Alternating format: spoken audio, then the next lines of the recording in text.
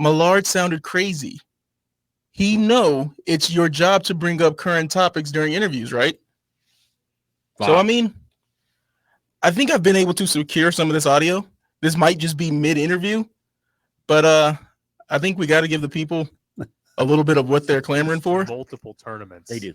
Every year. I don't think you heard what my question was, though. Look at the goaltending, and look what's happening around the National Hockey League. It's not a Vegas-specific situation.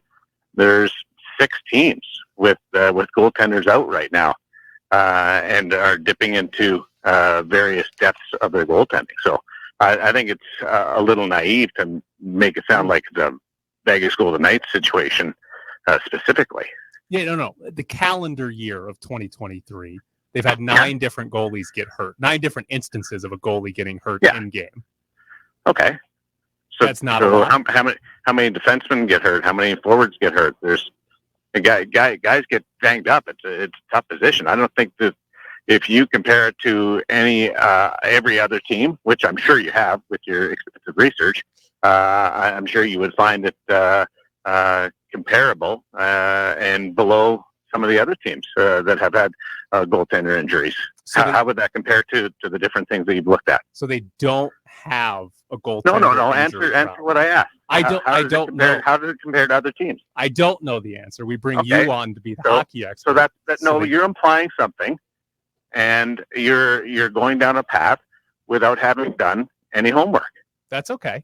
You're on here to help us out. It's not okay. That's absolutely not okay. Yeah. To throw that up in the air and let it blow around, Tyler. That's putting other people in the mix that don't deserve that without doing some actual research on it.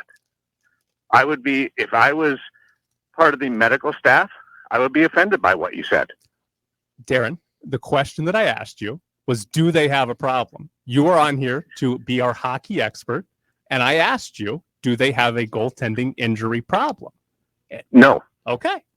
That's all you had to say. But Tyler, that's not what you had to say. And you know exactly how you phrased it. Yeah. I listened to the last hour. I heard what you said, and I was fully expecting you to go down that path. And it's not right, Matt. It's not right. What's not right about it? You know exactly. I'm not going to get into the tit for tat with you. You started the tit for tat. No, absolutely not. I'm having a good hangout with my buddy Ed, and you start throwing. Wow. Okay. We'll cover a couple things here. Expand. That's a good discussion. Good shots in there by Daren with naive and accusing him multiple times of not doing his homework, and then at the end there, my good buddy Ed, which who was saying earlier that a lot of times he will only talk to Ed or direct things at Ed. So that's kind of interesting with Daren. But I also see the flip side. Tyler has a creative way, and he especially does. He doesn't really do social media anymore, but he has a creative way of presenting things that kind of suck you into getting worked up and emotional or breathing really heavily. So, I mean, there's two good sides on that whole thing. We'll have to see if they get together next week or the week after to do a spot. Yeah. Whose side are we taking, guys? Like I said, I don't really have a side on this one because Daren then started going down the path of like, you know what you're doing. So, which is Tyler is he is a master at that. I'll go with Tyler just because I don't like it when people do interviews and they walk while they're doing it. Yeah, I don't know what's going on there. I actually, if that was the case, that's incredibly disrespectful. Now, I will say, sometimes I do interviews and I'll be walking around the house, and because I'm so fat, I actually I have to catch my breath. So maybe he was doing that, but he's not fat, so he doesn't have that excuse. He can be skinny fat. That was good radio.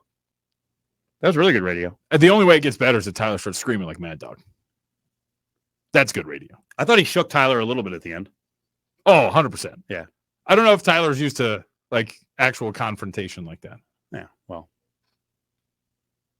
I won't make any comments about it. A good jab about, I'm sure in your extensive research. Right.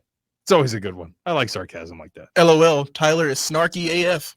Yeah. Just got that on the text line. I mean, yeah. I mean, the other issue is, and this is the position, Daren's in a weird position because he does work for the organization. So when he was taking up for the trainers, that's kind of, it's an interesting angle. Mhm. I don't know if I would.